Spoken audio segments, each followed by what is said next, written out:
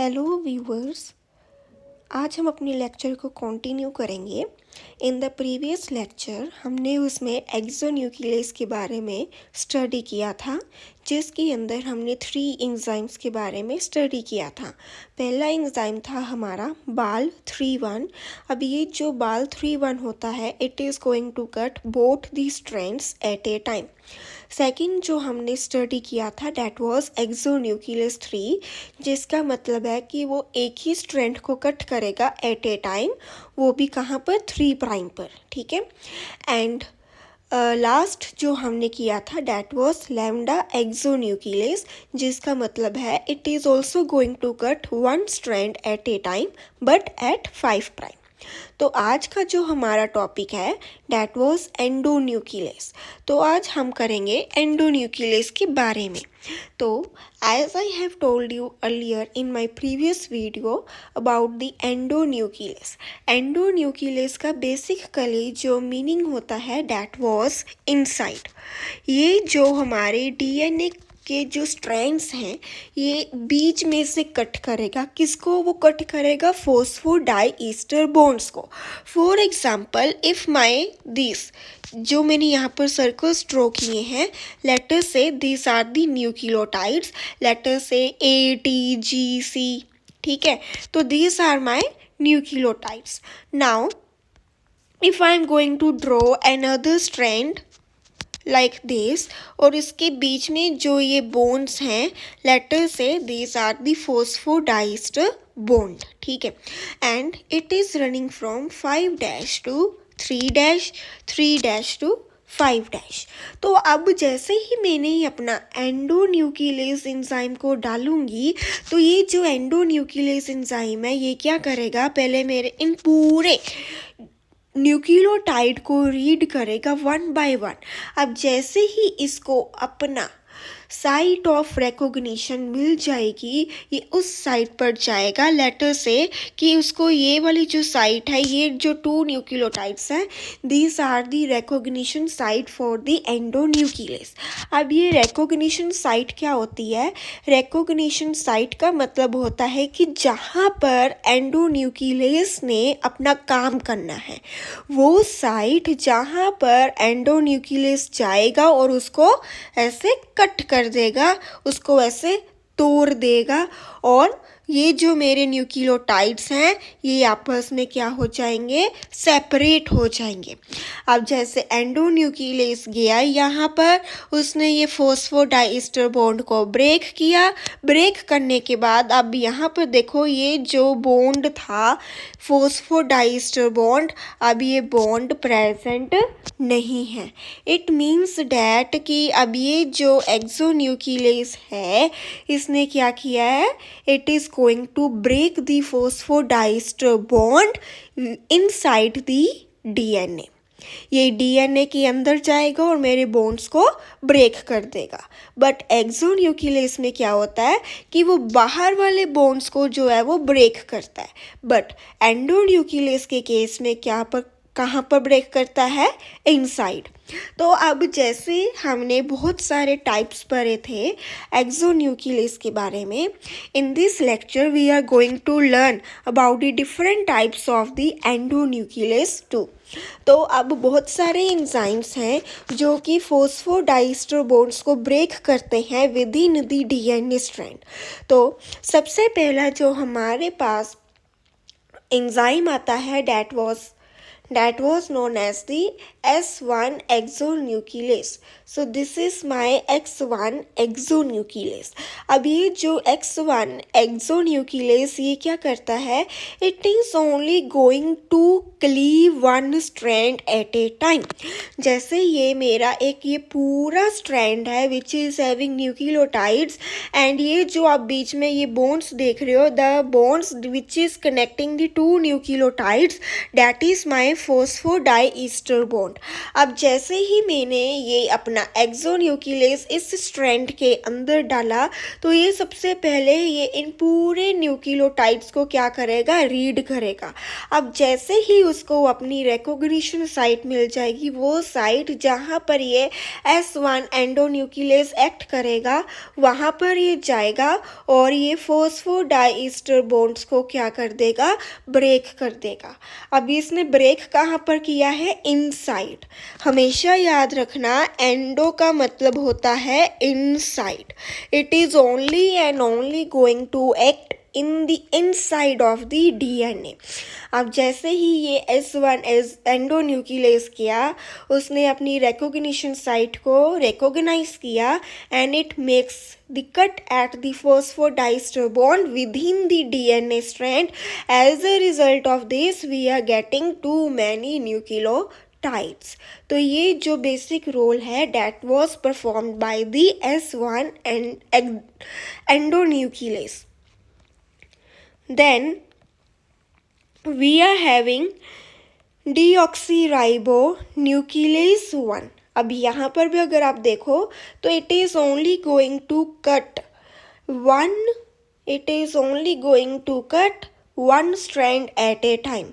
Second time पर जब मैंने इसको ऐड किया, it is going to make the cut at the second strand जो कि यहाँ पर था, but it is only going to act at only one strand for only one time. एक ही टाइम पर वो सिर्फ एक ही स्ट्रैंड के फॉस्फोडाइस्टर बॉन्ड्स को ब्रेक करेगा। नाउ सेकेंड टाइप का जो मेरे पास एंडोन्यूक्लियस एंजाइम है, that was known as the deoxyribonuclease 1, जिसको हम शॉर्ट फॉर्म में डीएनएज 1 भी बोलते हैं। अब ये जो डीऑक्सीराइबोन्यूक्लियेज 1 है, it is going to act only at the DNA strand, because हमको उसके नाम से ही पता चल रहा है डीऑक्सीराइबोस। इसका मतलब है कि उसके सेकेंड प्राइम पर ऑक्सीजन जो है वो निकल गया है। और डीऑक्सीराइबोस हम इसको क्यों बोलते हैं, बिकॉज वी नो डैट कि ये हमारा क्या है, पेंटोस शुगर है, राइट।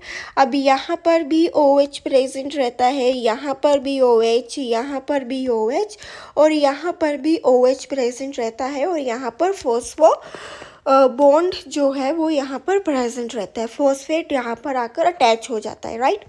तो अब क्या होता है कि अब डीऑक्सीराइबो क्यों बोला गया है, डीऑक्सी का मतलब है कि ऑक्सीजन का निकलना, ठीक है। ऑक्सी का मतलब क्या होता है, ऑक्सीजन, एंड डीऑक्सी का मतलब क्या होता है, निकलना। The removal of oxygen that is known as the deoxyribo, ठीक है। अब डीऑक्सीराइबो का मतलब क्या होता है कि ऑक्सीजन का निकलना। तो ऑक्सीजन जो है वो कहाँ से निकल जाती है, सेकंड प्राइम से ऑक्सीजन जो है वो निकल जाती है। और जैसे ही सेकंड प्राइम से, ये मेरा फर्स्ट प्राइम है, सेकंड प्राइम है, थर्ड प्राइम है, फोर्थ और ये फिफ्थ। अब जैसे ही मेरी ऑक्सीजन सेकंड प्राइम से निकल जाती है, इट विल बिकम डीऑक्सीराइबो, ठीक है। तो that is why the DNA is known as the deoxyribo, because it is the only nucleotide present inside a body which do not have the oxygen at the second prime. If we are going to talk about the RNA में यहाँ पर oxygen present होती है, but we are not calling the RNA as the deoxy, we are calling ribonuclease. Why ribonuclease? Because it is having the OH group attached to the second prime, but DNA ही एक ऐसा है to which we are calling it as deoxyribonucleic acid. Deoxyribo, why? Because it is not having the O group present at the second prime. यहाँ पर oxygen निकल जाती है, that is why this is known as the deoxyribo. तो अब जो मैं enzyme use कर रही हूँ, that is basically the deoxyribonuclease 1. It means that it is only and only going to act on the DNA strand. But ये DNA strand, let us say this is my DNA strand which is attached by the phosphodiester bond, and it is having second complementary strand which is running in 3' to 5' direction and 5' to 3' direction. Now what is going to happen? Same process as we have discussed in the S1, but the difference is here that S1 is only going to cut single strand or deoxyribo is going to cut two strand और single strand at a time. ये single strand को भी cut कर सकता है, double stranded DNA को भी cut कर सकता है. ठीक है. नाउ टू रिमेंबर कि कौन सा एंजाइम कितने स्ट्रैंड को कट करेगा, here is the one trick. S1, S का मतलब क्या होता है? सिंगल, और सिंगल से हमने क्या ले लिया? S ले लिया, और S का मतलब है सिंगल, और कितने स्ट्रैंड को कट करेगा? That is 1. तो that is why it is known as the S1. अब डीऑक्सीराइबो न्यूक्लियस 1. अब हमको पता है कि जो हमारा डीएनए है mostly in most of the case वो डबल हेलिकल स्ट्रक्चर होता है, उसके अंदर 2 स्ट्रैंड्स होते हैं, राइट.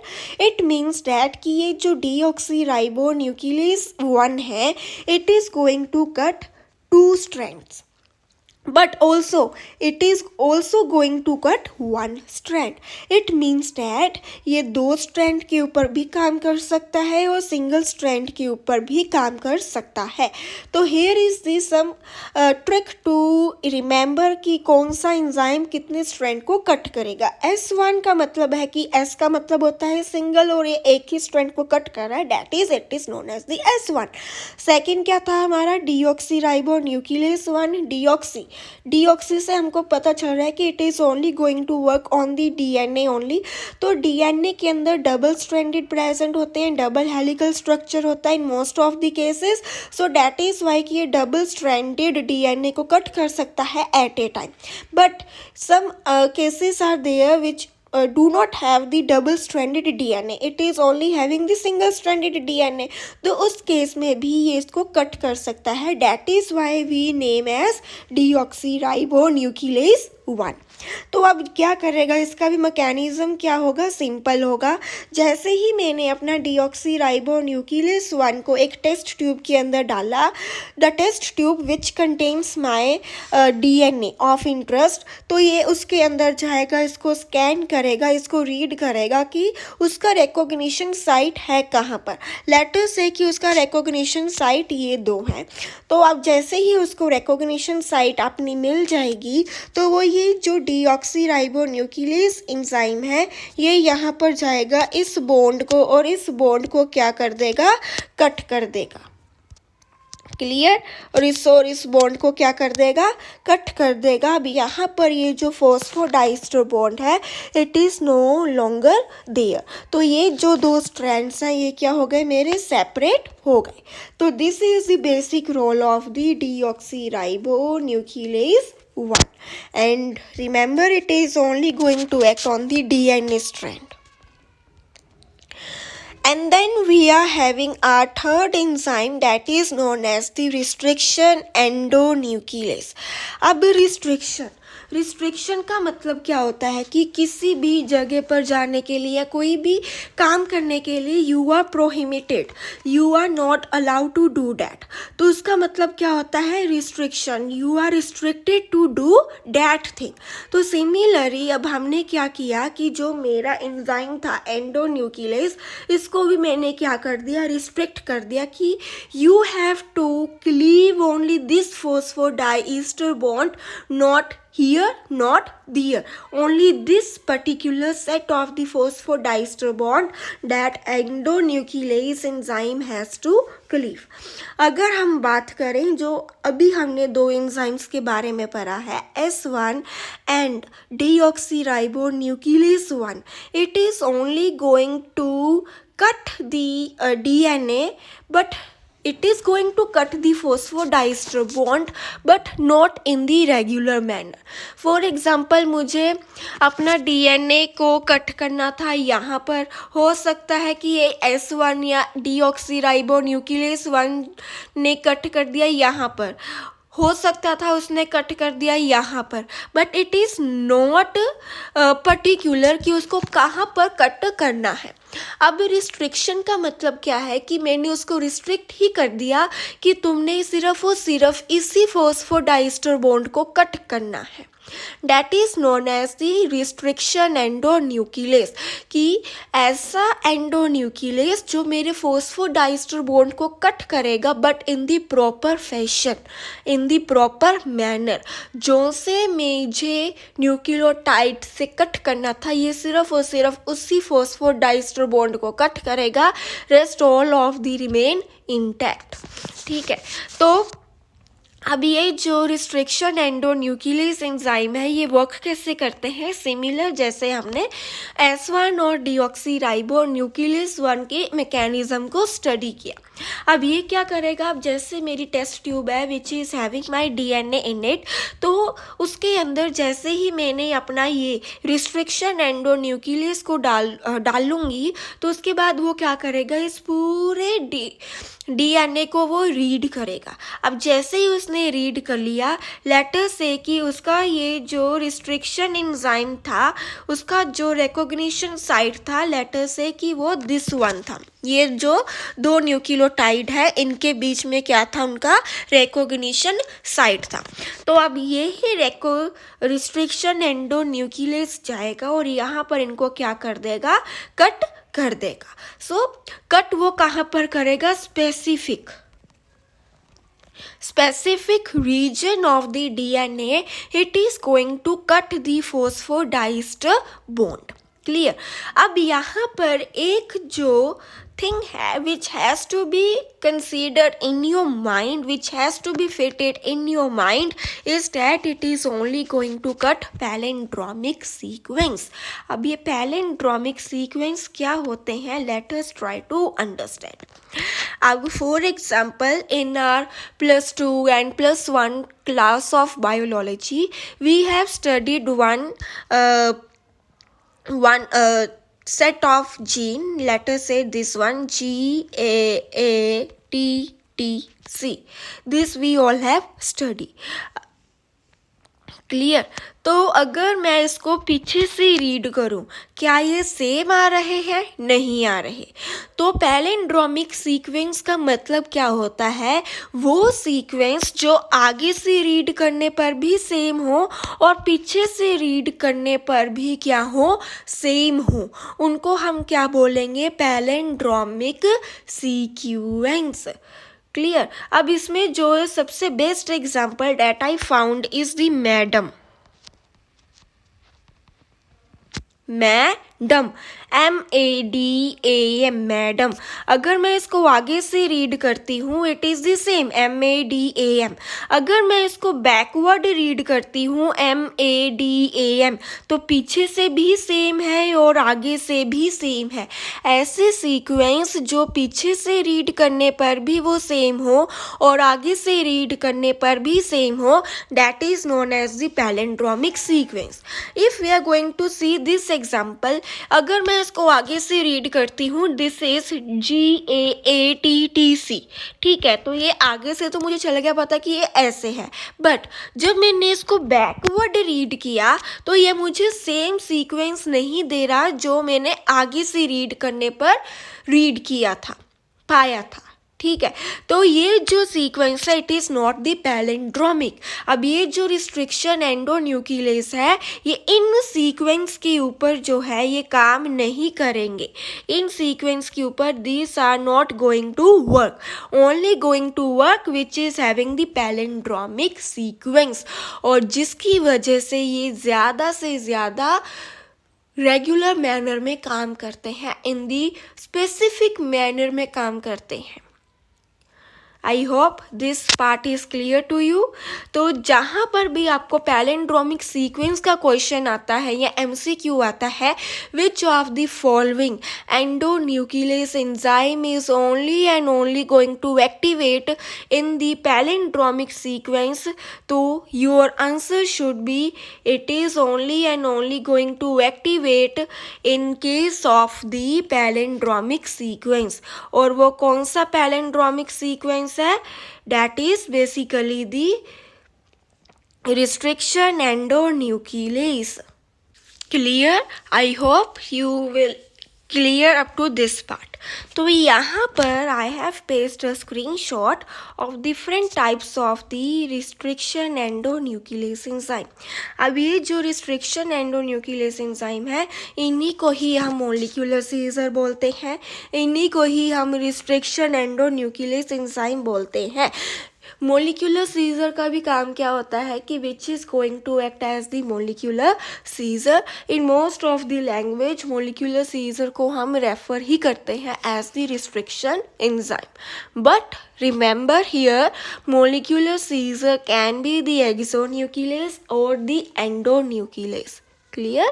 तो मोस्ट ऑफ द टाइम जब हम बात करते हैं तो हम मोस्ट ऑफ द टाइम यही बोलते हैं molecular scissor, but it doesn't means that कि मोलिकुलर सीजर जो है वो सिर्फ रिस्ट्रिक्शन एंजाइम्स के ऊपर ही एप्लीकेबल है। It could also be applicable on the exonuclease too. Clear?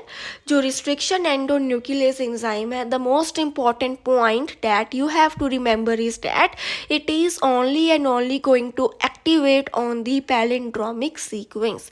The gene which is having the palindromic sequence into it, only and only then the restriction endonuclease enzyme goes and do their job. Otherwise it is not going to cleave my phosphodiester bond. तो ये हमारे कुछ organisms हैं जहाँ से हमने इसको extract किया है, और ये कुछ एंजाइम्स हैं through which we have extract some of the enzyme from that particular organisms, which is not at all important from the examination point of view. It is only for the general knowledge purpose that you should know basically about this. तो जो हम most probably use करते हैं in any of the laboratory work is one and only Eco R1 Escherichia coli R113. This is most of the time we are using in most of the laboratory works. It is the most important restriction endonuclease enzyme. Clear? Now it is going to recognize GAATTC. अगर मैं इसका opposite बनाऊं, it would be the same as well. For example, GAATTC.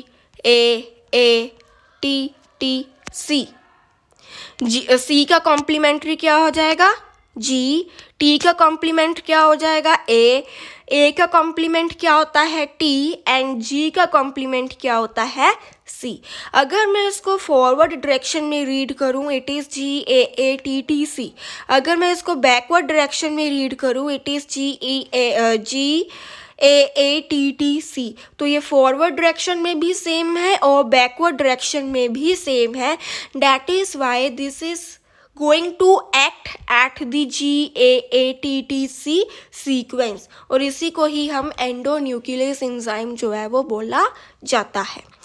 अगर आप comment कर कर बोलोगे कि आपने पहले तो बोला था कि ये जो सीक्वेंस है GAATTC it is not palindromic, अगर आप वहाँ पर ध्यान से देखो, only I have drawn one strand, उसके अंदर सिर्फ और सिर्फ मैंने एक ही स्ट्रैंड ड्रॉ किया था, that is the up one GAATTC. उसमें मैंने सेकंड कॉम्प्लीमेंट्री स्ट्रैंड जो था वो ड्रॉ नहीं किया था, in order to make you understand कि अगर कोई भी सीक्वेंस पैलिंड्रोमिक नहीं है, the sequence which is going to read same in the forward direction and same in the reverse direction, तो अगर वो सेम नहीं है, this endonuclease enzyme is not going to work at all. अगर वो फॉरवर्ड डायरेक्शन में और बैकवर्ड डायरेक्शन में सेम है, only and then it is going to work and do their job. But यहाँ पर मैंने दो स्ट्रैंड्स को ड्रॉ किया है, forward direction and backward. It means that it is having the palindromic sequence into it. So the endonuclease enzyme, that is the restriction endonuclease enzyme, basically the EcoR1, which is going to recognize this set of the gene and do their job. Clear? So what we have learned in this lecture is about the endonuclease enzyme.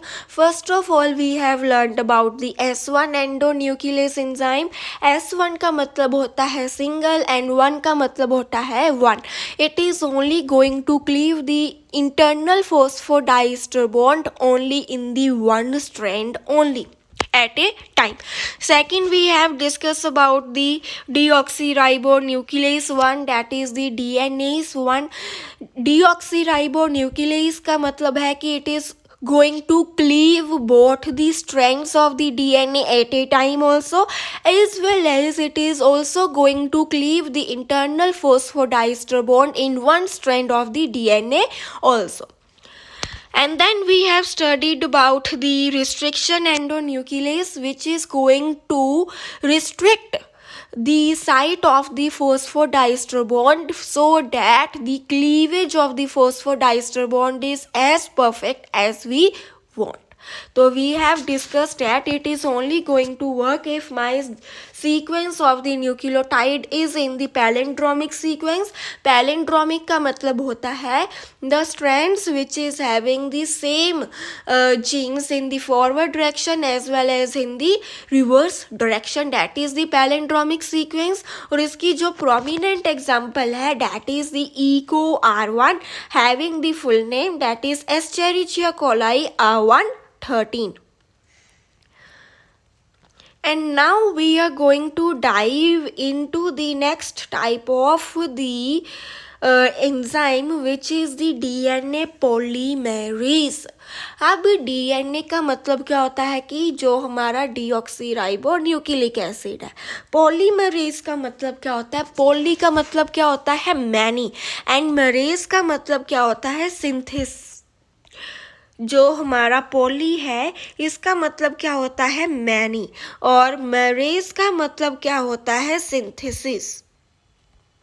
It means that कि जो मेरा DNA है it is going to make many copies of this, amplify होना। इसका मतलब क्या है कि जो मेरा डीएनए है it is going to make the many copies और my DNA is going to synthesise.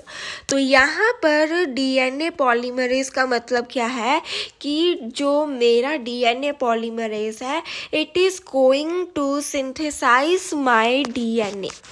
अब डीएनए को सिंथेसाइज करना क्यों ज़रूरी है? Because we have seen that कि जो मैंने आपको फर्स्ट लेक्चर में I have told you about the cloning, उसके अंदर मैंने अपना जीन ऑफ इंटरेस्ट को इंसर्ट किया था इनसाइड दी प्लाज्मिड, राइट।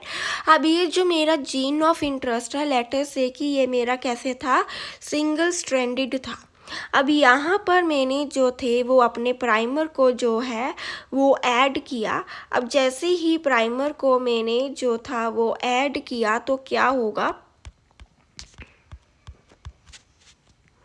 अब जैसे ही मैंने यहाँ पर लेटर से डैट कि मैंने यहाँ पर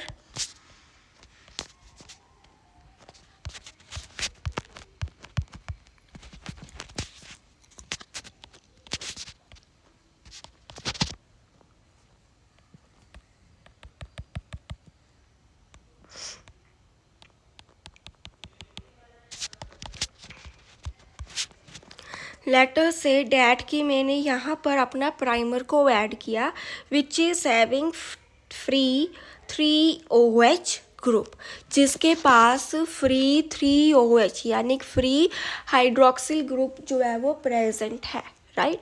तो यहाँ पर मैंने ही अपना प्राइमर को ऐड किया। Primer basically we are going to add that is the RNAs। अब हमने RNA प्राइमर को यहाँ पर ऐड किया, तो अब जैसे ही प्राइमर यहाँ पर ऐड होगा, इट मीन्स डैट कि इतने स्ट्रैंड पर मेरा क्या होना चाहिए, DNA सिंथेसिस होना चाहिए। अब वो DNA सिंथेसिस कैसे पॉसिबल है, just because of DNA polymerase. DNA polymerase क्या करेगा, इस 3-OH ग्रुप को रिकॉग्नाइज करेगा और यहाँ पर मेरा DNA को वो सिंथेसिस करता जाएगा। क्लियर। तो this is the basic work of the DNA polymerase enzyme. अब ये वर्क कैसे करता है, now let us see from this picture और दिस डायग्राम। तो ये जो DNA पॉलीमरेज है ये क्या करेगा, फ्री न्यूक्लियोटाइड को ऐड करता जाएगा at the 3 end of the new strand. अब जैसे ये मेरा क्या था, दिस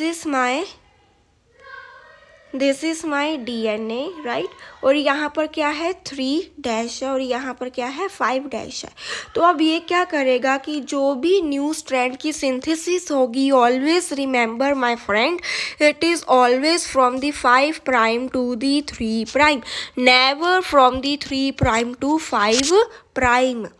सिंथेसिस जो है वो 5 प्राइम टू 3 प्राइम ही होगी। उसको रिकॉग्नाइज करने के बाद 3 प्राइम टू 5 प्राइम में कॉम्प्लीमेंट्री स्ट्रैंड्स जो हैं वो ऐड होते हैं, सिंथेसिस नहीं होती हैं, ऐड होते हैं, which is complement to this 5 to 3 जो सिंथेसिस होगी वो कहाँ पर होगी, 5 टू 3 तो अब क्या होगा कि अभी यहाँ पर we are having my 3-OH group present over here, और ये मेरा क्या है, न्यूक्लियोटाइड है ट्राइफॉस्फेट। अब यहाँ पर ये जो ट्राइफॉस्फेट है दैट इज़ ATP, तो यहाँ पर ये इसके साथ बाइंड हो जाएगा और ये जो ATP है ये क्या हो जाएगी, रिलीज्ड हो जाएगी टू, और इनऑर्गेनिक फॉस्फेट जो है वो रिलीज हो जाएंगे और यहाँ पर मेरा न्यूक्लियोटाइड जो है वो यहाँ पर ऐड हो जाएगा। सिमिलरली फिर उसके बाद नेक्स्ट जो है वो ऐड होता जाएगा। तो यहाँ पर जो थी मेरी DNA की जो सिंथेसिस थी वो ऐसे जो सिंथेसिस है वो होती है। ठीक है। अब आपको मैंने पहले ही बोला था कि इसको एक प्राइमर की ज़रूरत पड़ती है जिसके पास 3-OH ग्रुप जो है वो प्रेजेंट रहेगा और उस 3-OH ग्रुप के अकॉर्डिंग क्या होगा, मेरा फॉस्फेट आएगा और उसके साथ में एक न्यूक्लियोटाइड आएगा, वो अटैच हो जाएगा। अब इस न्यूक्लियोटाइड के पास फिर से एक फॉस्फेट प्रेजेंट रहेगा, फिर वो दूसरा आएगा और वैसे ऐसे करके मेरा जो पूरा DNA सिंथेसिस है वो होता। So this is the most important part of this lecture. So in this lecture we have studied about the different types of the endonuclease, through which we have studied about S1 endonuclease, deoxyribonuclease 1 endonuclease and restriction endonuclease, and also we have studied about the DNA polymerase। ये हमको इसलिए required होता है so that कि जो मेरा complementary DNA strand है उसके कॉम्प्लीमेंट्री DNA स्ट्रैंड्स जो हैं वो क्या हो जाए, ऐड ऑन हो जाए और मेरा DNA जो है it is going to be synthesized. So this is all about in today's lecture. In upcoming lecture we are going to dive into the different types of the DNA polymerase enzyme, because as we know we are having two broadly classified organism, prokaryotes and eukaryotes. In prokaryotes as well as in eukaryotes, in both cases the DNA polymerase enzyme is different. So in next lecture or in upcoming lecture we are going to learn about different types of the DNA polymerase enzyme. So that's all for in today's lecture. Do subscribe our channel.